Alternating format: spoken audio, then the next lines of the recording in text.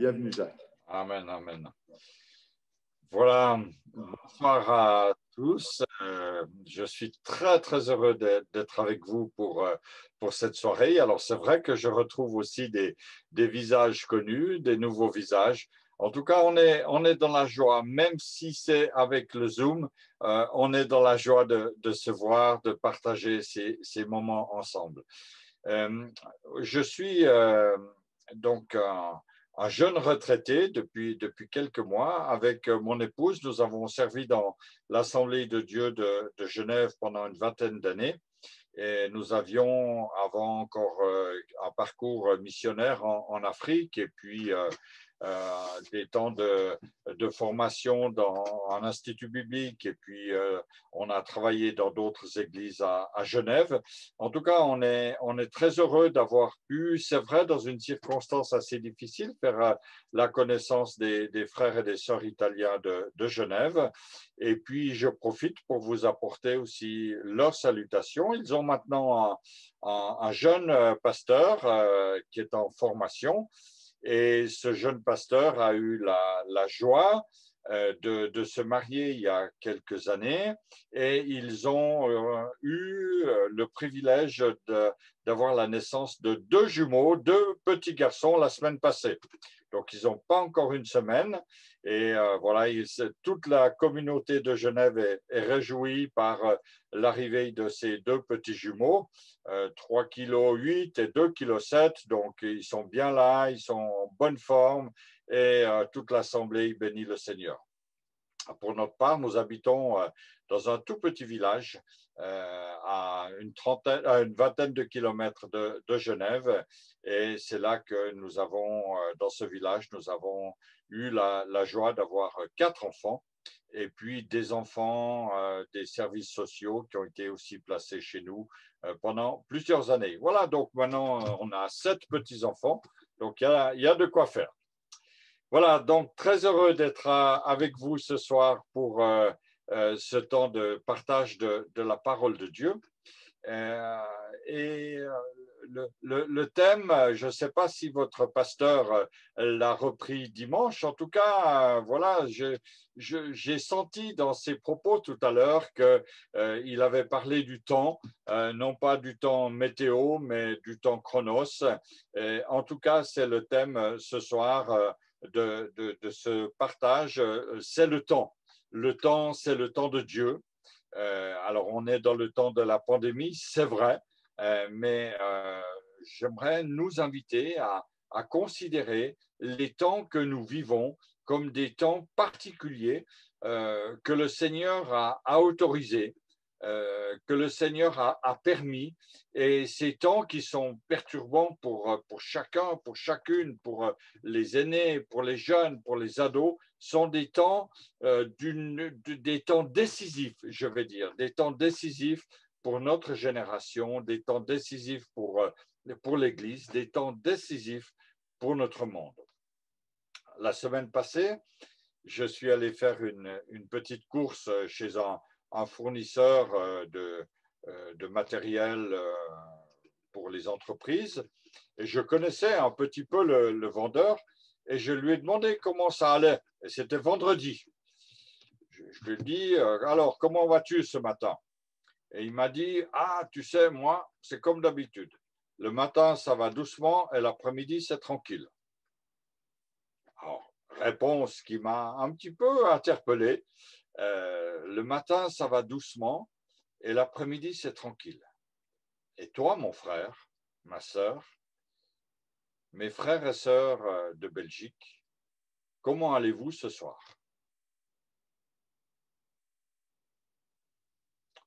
Comment va votre famille? Comment va votre santé? Quel est l'état de votre âme? Ces temps, je l'ai dit, sont décisifs.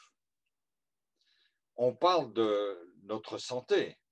Plusieurs ont été atteints, votre pasteur, sa famille ont été atteints. Oui, mais quel est l'état de notre âme?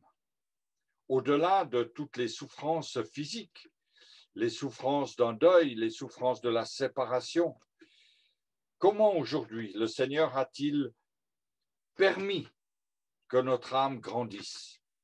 Ou peut-être, malheureusement, et j'en parlais tout à l'heure avec Federico, il y a des frères, des sœurs que nous ne verrons plus parce qu'ils ont abandonné la marche.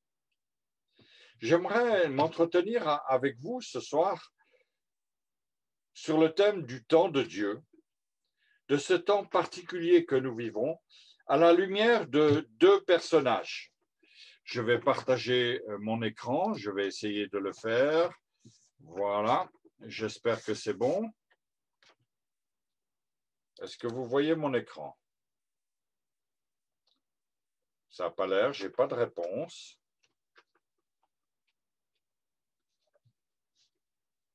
Alors, est-ce que vous pouvez me faire un petit signe, l'un ou l'autre, pour voir si vous m'entendez?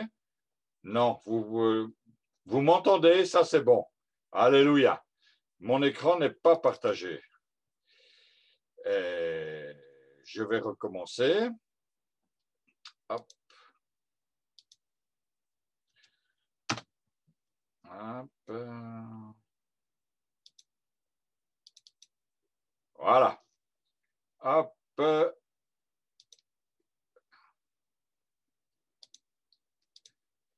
Voilà. Ça y est. On y est. Donc, vous pouvez prendre la liberté de mettre tout le texte sur votre ordinateur. Si je suis un tout petit, c'est très bien, parce que le plus important, c'est la parole et ce qui sera inscrit sur l'écran. Donc, c'est le temps de Dieu, le temps particulier de cette année 2020-2021. Et j'aimerais voir avec vous, au travers de deux personnages, finalement, deux attitudes que le chrétien de ces temps peuvent avoir. Deux attitudes très différentes, deux hommes de Dieu avec deux attitudes différentes. Le premier, ça sera Noé.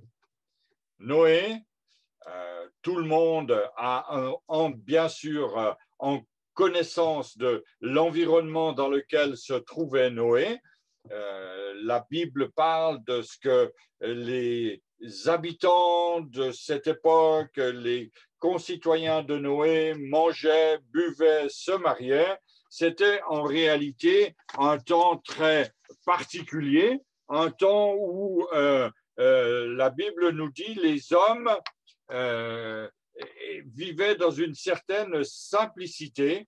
On parlait bien sûr d'une vie tranquille, d'une vie agricole, d'une vie de campagne. C'était une civilisation que l'on pourrait comparer à une civilisation traditionnelle de nos campagnes, où l'importance était dans la famille, les gens étaient proches les uns des autres, mais cette société où les gens s'occupaient de leur famille et où la vie était tranquille était malgré tout une société corrompue, une société où il y avait de la violence. La Bible parle que la terre était même pleine de violence. Toute chair était corrompue. Ce texte, on le trouve dans la Genèse au chapitre 6. Et nous savons ce qui est arrivé à la génération de Noé. Elle fut jugée par les eaux du déluge. Voyons maintenant le deuxième personnage qui, lui aussi, a vécu dans une époque décisive, dans un temps décisif, c'est Lot. Et Lot nous interpelle finalement par son attitude. La Bible nous dit aussi qu'en ce temps-là, ils mangeaient, ils buvaient, ils achetaient, ils vendaient, ils plantaient, ils bâtissaient. Alors, la civilisation de Lot, la société de Lot ressemble étrangement à la nôtre par l'abondance, par le développement, par l'économie, par la prospérité. C'était en quelque sorte l'embryon de notre société moderne que nous connaissons aujourd'hui. Bâtir, produire, développer. Mais cette société, comme la société traditionnelle de Noé, elle irritait Dieu à cause de son orgueil et de son arrogance. Et parlant de Sodome, donc la ville où vivait Lot, en tout cas une partie de sa vie, la Bible dit qu'elle se suffisait à elle-même. Elle était autosuffisante. Elle était arrogante par son argent. Elle était arrogante par ses biens matériels. Elle ne se souciait pas de ce qui se passait chez les autres. Alors qu'il y avait de la pauvreté, alors qu'il y avait des situations de disette, de famine, de gauche, de droite, les habitants de Sodome vivaient dans l'insouciance, dans l'immoralité. Et voilà, on voit quand même que cette société, comme celle de Noé, celle de Lot comme celle de Noé, ressemble étrangement à la nôtre, surtout celle de Noé. Aujourd'hui, on est dans un monde particulier, un monde qui est aussi, comme au temps de Lot, comme au temps de Noé, un monde aussi qui est dans un temps décisif. Un temps décisif pour l'Église, un temps décisif pour nos gouvernements, un temps décisif pour notre économie. Et puis, souvenons-nous finalement que la génération de Noé a été détruite par le déluge, et la civilisation de Lot, la société de Lot, la ville de Sodome a été détruite par le feu. L'eau, le feu. Et on pourrait se dire, mais qu'est-ce qui va nous arriver encore? Comment notre civilisation, celle d'aujourd'hui, que nous soyons en Belgique, en Suisse, en Italie, en Allemagne, comment notre monde va-t-il évoluer? Et pourtant, dans ces deux générations, celle de Lot et celle de Noé, vivaient des justes. La Bible parle de Lot comme étant un juste, de Noé comme étant injuste. Comment vivaient-ils, ces hommes, au milieu de cette génération corrompue? Comment vis-tu, mon frère, ma sœur, au milieu de ton travail, dans une situation corrompue, dans une situation pourrie? Comment vis-tu ce temps de pandémie, ce temps d'isolement, de confinement? Comment vit l'Église dans ces temps difficiles? Noé était un homme à l'écoute de Dieu et il se laissa toucher par la parole afin de saisir la bénédiction. Noé, je répète parce que c'est extrêmement important, on va faire la comparaison avec Lot tout à l'heure, mais Noé était un homme à l'écoute de Dieu et il se laissa toucher par la parole de Dieu afin de saisir la bénédiction. Et si je m'arrête sur Lot, il est dit Dieu a délivré, c'est dans 2 Pierre, Dieu a délivré le juste Lot profondément attristé par la conduite de ces hommes sans frein et sans dissolution. Il se tourmentait journellement. Son âme était tourmentée à cause de ce qu'il voyait. C'est Pierre qui le dit. Son âme était tourmentée. Et je crois, frères et sœurs, que c'est juste que notre âme aujourd'hui soit tourmentée. Bien sûr, nous sommes dans la paix de Dieu, la paix des enfants de Dieu. Mais il y a des situations autour de nous, il y a les situations que nous voyons quotidiennement qui ne nous laissent pas tranquilles. Et notre âme, elle est tourmentée. Ces hommes, ces femmes qui, voilà, qu'on va conduire en terre, qu'on conduit à la mort, qu'on conduit au cimetière, et qui n'ont pas connu le Seigneur. Cela tourmente notre âme. L'un et l'autre, Noé et Lot, n'avaient pas la même position dans la ville. Certes, Noé vivait en campagne. Tout était beaucoup plus étendu. Mais le fait d'avoir cette relation différente avec les personnes autour d'eux et surtout cette relation différente avec Dieu, leur Père, fait qu'ils ont fait des choix différents.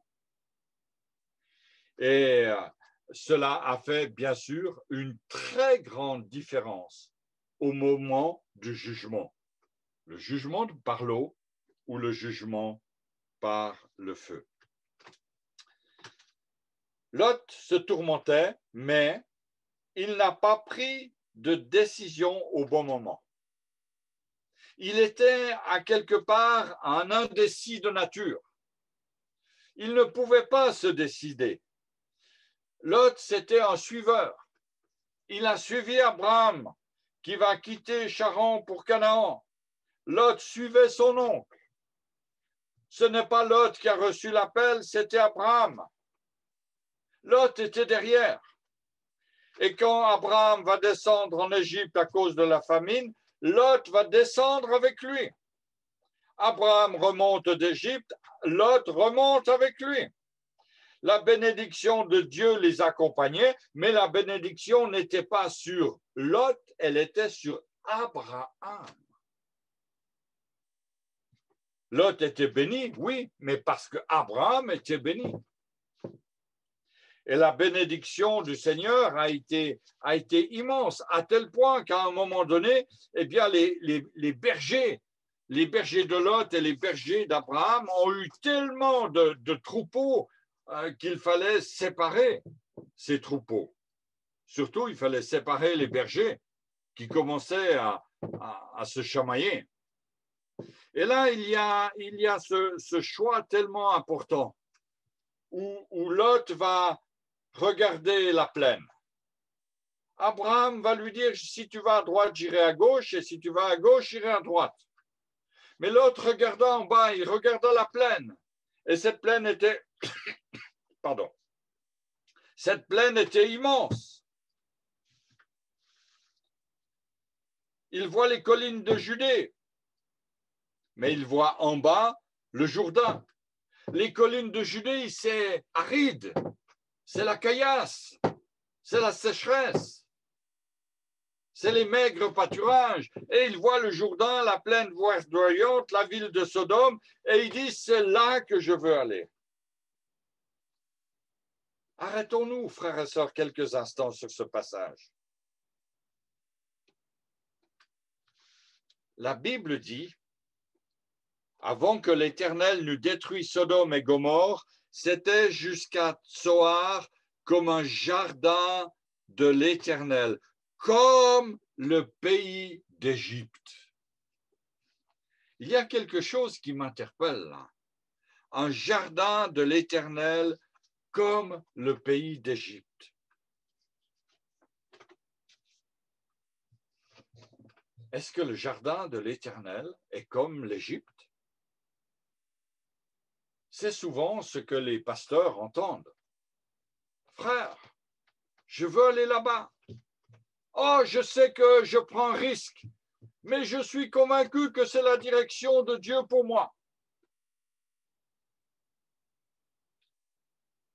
Il y a un bel emballage sur le cadeau. C'est le jardin de l'Éternel. Mais en réalité, quand on enlève l'emballage, ça n'a rien à voir avec le jardin de la bénédiction.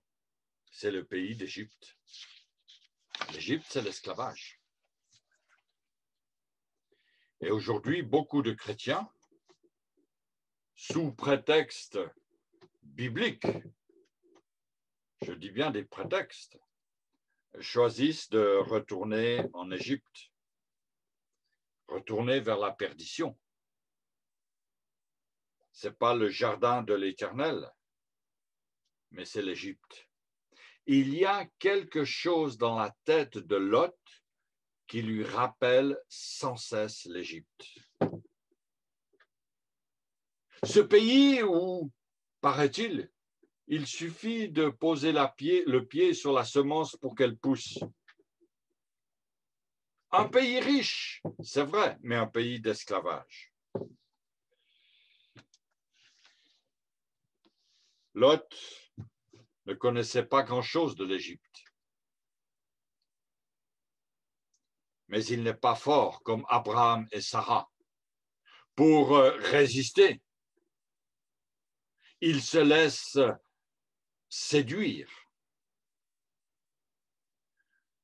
Parfois, dans nos marches chrétiennes, nous devons faire des choix difficiles. Alors certes, nous sommes appelés à être des hommes et des femmes forts, des Abraham, des Sarah, avec un caractère fort, des hommes et des femmes qui savent faire la part des choses, mais il y a dans nos maisons ceux qui nous suivent, nos ados, nos enfants, des lots, des lotis, des petits lots, des petites lotis, qui sont là, qui voient, qui entendent, et qui emmagasinent, et qui un jour, quand ils auront eux-mêmes un choix à faire, risquent de dire « moi, je veux retourner en Égypte ».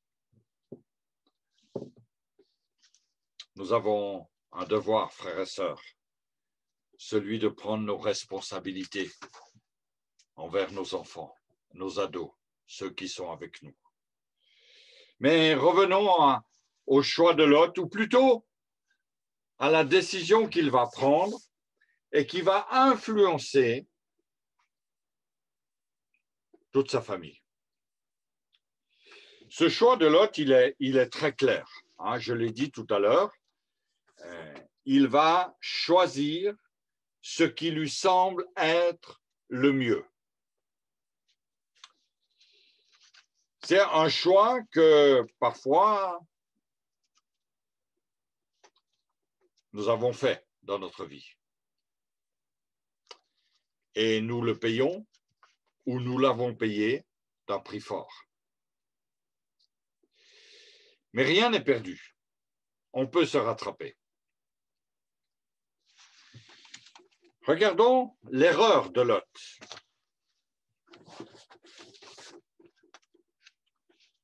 La tentation de la plaine fertile. La tentation de l'Égypte. La tentation de se mettre dans une situation dans laquelle il ne pourra plus sortir. Regardez ce que va faire Lot. Lot va se mettre en route, il va choisir la plaine et il va, en tant que voyageur, pèlerin, hébreu, partir avec sa tente. Il va poser sa tente et petit à petit, il va s'approcher de la ville. Certainement, il aura dit à son oncle Abraham, mais je ne vais pas rentrer dans la ville. Je vais juste y aller pour faire un peu de commerce et je vais ressortir. Mais qu'est-ce qui se passe? Quelque temps après, il va abandonner ses tentes. Il va abandonner sa vie de nomade et il va s'installer dans la ville. Il va demeurer dans une maison à l'intérieur de Sodome. Il avait oublié qu'il était un simple voyageur. Frères et sœurs, n'oublions jamais que nous sommes des voyageurs sur cette terre. Jamais. L'attente était bien agréable un moment, se disait-il, mais c'est mieux d'avoir un endroit un peu plus solide. Quand on se laisse gagner par le pays d'Égypte, on va avoir cette attitude. Je veux faire ceci, je veux faire cela. Je laisse ma tente, je vais habiter dans le dur, je vais établir là ma demeure. Et lorsque sa maison a été faite, il était un petit peu pris dans un piège. Pourtant, le Seigneur va l'avertir. Le Seigneur va permettre qu'il y ait une invasion dans la ville de Sodome, va permettre que Lot soit captif. Et là, certainement, Lot, dans sa prière, s'est rappelé de son oncle Abraham. Et certainement que Abraham va prier pour son neveu Lot. Il va mettre Abraham, toute sa famille, dans le combat spirituel pour que Lot soit gardé, que la famille de Lot soit gardée. Et c'est en réalité ce qui va se passer. Mais quand Lot va retrouver la liberté, il va retourner à Sodome. L'apôtre Pierre nous parle du cœur de Lot qui était un cœur indécis. Il était à la fois tourmenté par ce qu'il voyait, mais il n'arrivait pas à prendre une position claire. Combien de chrétiens sont dans cette situation? Un temps décisif pour leur vie. Aujourd'hui, dans nos familles, dans nos couples, c'est des temps décisifs. C'est vrai, il y a le télétravail, et puis il y a les études par Internet, et puis il y a le télé-shopping de madame. Il y a toutes sortes de pressions, c'est des temps décisifs sur la vie des couples, c'est des temps décisifs sur la vie de l'Église.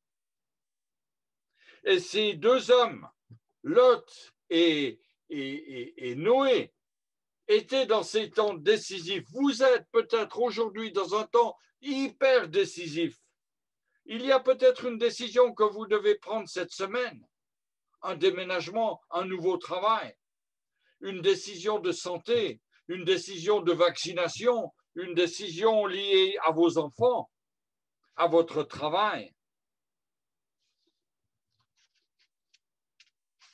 Lot, Noé, nous sommes dans ces temps décisifs. La Bible nous parle aussi de ce Lot qui était un homme tourmenté et qui, le soir, sortait de sa maison et partait un peu à l'extérieur. Aujourd'hui, on pourrait imaginer cela par prendre un peu l'air, aller sur le balcon ou promener son chien. Lot sortait. Et Lot, assis à la porte de la ville, ne pouvait pas s'empêcher de regarder les montagnes de Judée, ne pouvait pas s'empêcher de penser à son oncle Abraham, là-haut dans la montagne. Que c'est dur là-haut, mais quelle paye doit avoir mon oncle. Alors que moi, je suis ici. Moi, je suis tourmenté parce que je vois, oui, j'ai une maison, oui, j'ai une famille, mais je suis tourmenté. Qu'est-ce que je peux faire? Lot ne s'est pas laissé avertir, ne s'est pas laissé reprendre, ne s'est pas laissé être repris par le Seigneur. Noé a obéi. L'un et l'autre ont été sauvés. Malheureusement,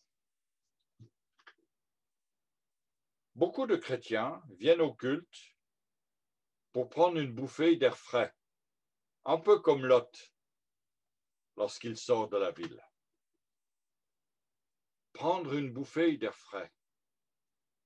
Se remémorer peut-être ce temps où on était ensemble avec Abraham. Lot se rappelle ce temps où il était ensemble avec son oncle Abraham. Nous, on se rappelle ce temps où on était à l'église, dans des réunions, dans des repas, louer le Seigneur ensemble, prier le Seigneur ensemble, tant de bons moments. Mes frères et sœurs, le souvenir de ces choses est bon, mais Lot n'est pas arrivé à faire le choix. Certainement que dans l'arche, Noé devait se rappeler avec sa femme et sa famille le bon temps où il y avait une végétation merveilleuse, où les animaux étaient là. Certainement que Noé devait se rappeler ces bonnes choses. Certainement que vous vous rappelez les bonnes choses. Noé a obéi. Lot n'a pas été un indécis. Et je crois que Lot, chaque fois que il sortait, il enviait son oncle Abraham. Mais rappelons-nous que Noé est sorti de l'arche avec sa famille. Ils ont été sauvés par Dieu. Lot, oui, a été sauvé par un ange envoyé de Dieu, mais il a perdu sa famille. Et c'est quand même ma question ce soir, et ça sera ma conclusion. Que faire dans ces temps difficiles, dans ces temps décisifs pour mes enfants?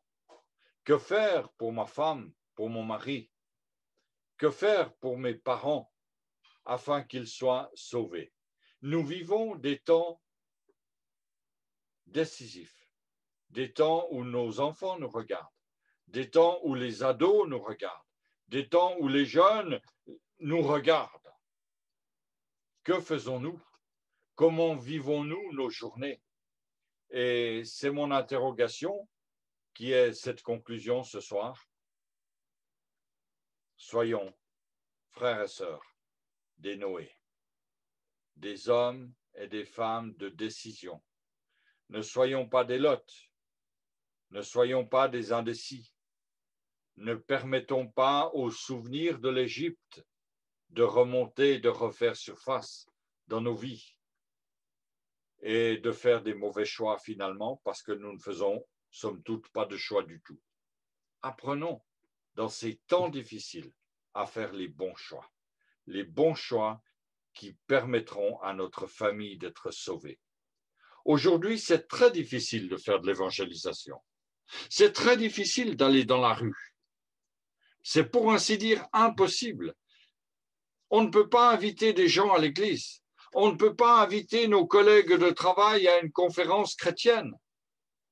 Mais on peut aujourd'hui travailler au salut de notre famille. Prenons les bonnes décisions. Et j'aimerais nous encourager, vous encourager à faire les bons choix dans ce temps de pandémie.